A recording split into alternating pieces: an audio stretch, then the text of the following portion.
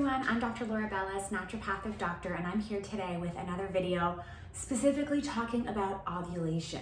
Why you should track ovulation is important, and we really should all be doing that. We should know as women when we ovulate, but I wrote a blog post on that and I'll link it down below.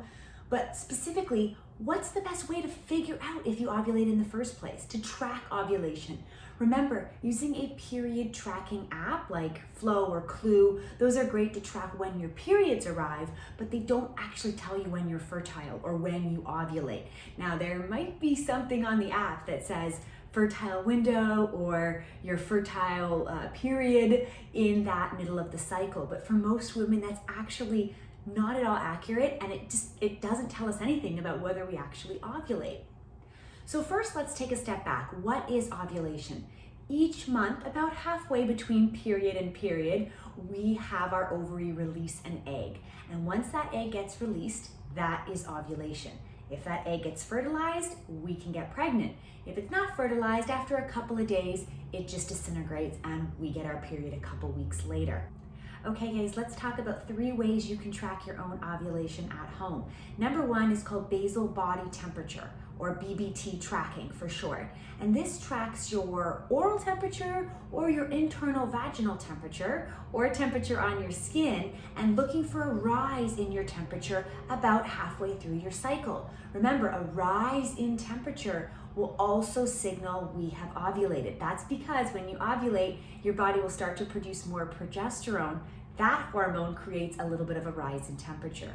So if you're tracking in Fahrenheit, that's about 0.5 degree to about 1 degree increase in basal body temperature, and that's a good sign that you would have ovulated. Or if you're using Celsius, like we are here in Canada, that's about 0.3 to 0.6 degrees Celsius of a rise about halfway through your cycle. There's a lot of great ovulation basal body temperature tracking tools on the market.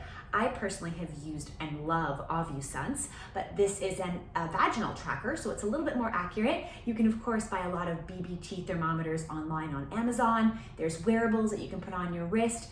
The more accurate ones, of course, are going to be the vaginal ones. The less accurate ones are going to be a wearable like on your wrist, or the oral temperature tracking. But to be honest, they're affordable and they're an easy way to get started.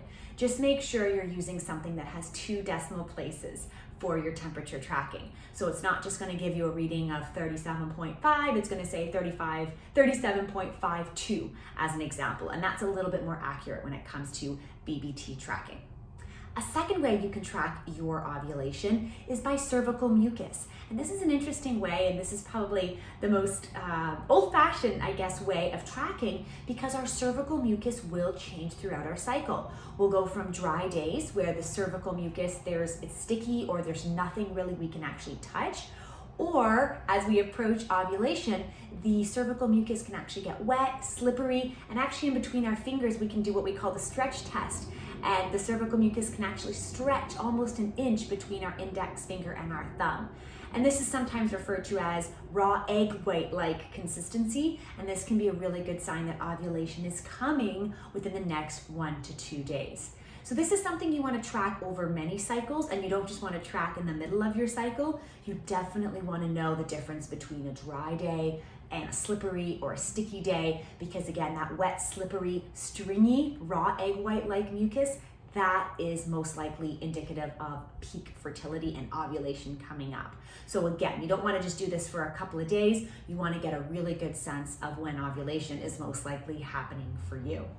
And last but not least, LH strips, or these ovulation predictor kits. And these are really, they're very affordable. You can buy them online on Amazon. A lot of my patients have used them before, but these do have limitations. These are little strips that you pee on, and you'll be doing this normally on a daily basis to see what we're looking for is a rise in a hormone called LH, or luteinizing hormone.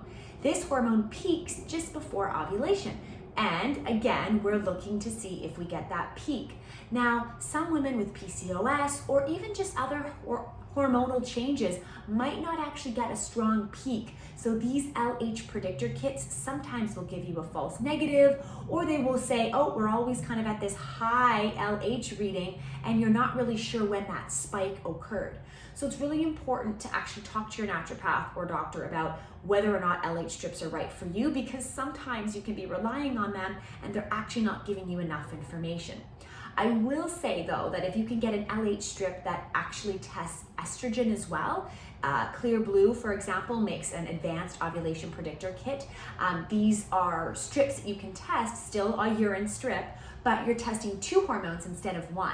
So you'll get a peak or a rise in fertility, and then you'll actually get a peak day, or ideally this spike and this high level of LH hormone in the urine test. So this gives you a better idea of this rising up and this peak at the top of that, hopefully, ovulation timeline in your cycle. So I hope you have learned something in this video. I hope this has actually helped you figure out which tool you might want to try first to try ovulation tracking on your own. Remember, this is not the same thing as tracking your period, though I always recommend we do that. This is a next level for us to understand what's going on hormonally in our bodies. Whether or not we're trying to get pregnant, tracking your ovulation is actually very important in both circumstances. So I hope you guys have found this helpful. If you have any more questions about ovulation, let me know in the comments below.